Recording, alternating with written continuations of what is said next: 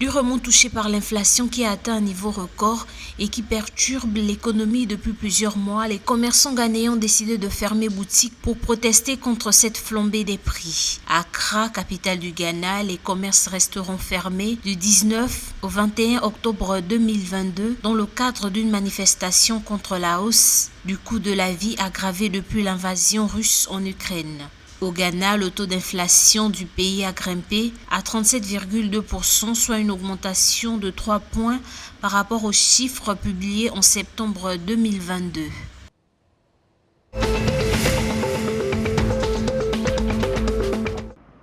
À fin décembre, le taux de croissance de la Côte d'Ivoire est attendu à 6,8% en 2022 contre 7,4% en 2021.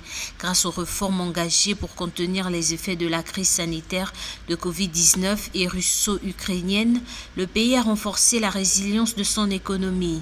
Pour garantir ses ambitions, le gouvernement ivoirien a adopté un projet de budget pour l'année 2023 qui s'équilibre en ressources et en charges à 11 494,4 milliards de francs CFA, soit une progression de 18,1% par rapport au budget initial de 2022 et de 8,9% par rapport au budget révisé de 2022.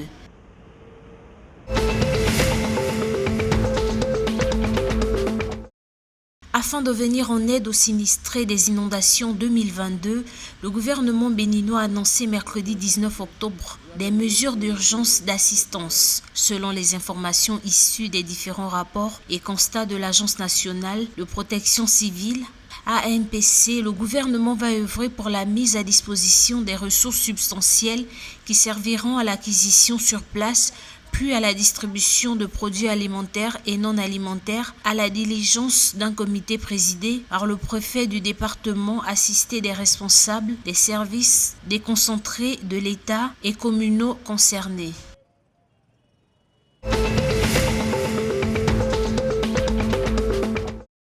39 millions de dollars, c'est le coût global estimé pour les opérations de recensement général de la population et de l'habitat de la Guinée. C'est ce qu'a révélé le ministre guinéen du budget, Lansine Condé, lors d'une réunion avec les partenaires étrangers. Le recensement qui sera piloté par l'Institut national des statistiques est une opération qui s'inscrit dans la logique de l'agenda de la transition dont l'objectif est de collecter des données fiables sur les populations et leur habitat afin d'orienter les politiques nationales de développement, a fait savoir le ministre Lansine Condé.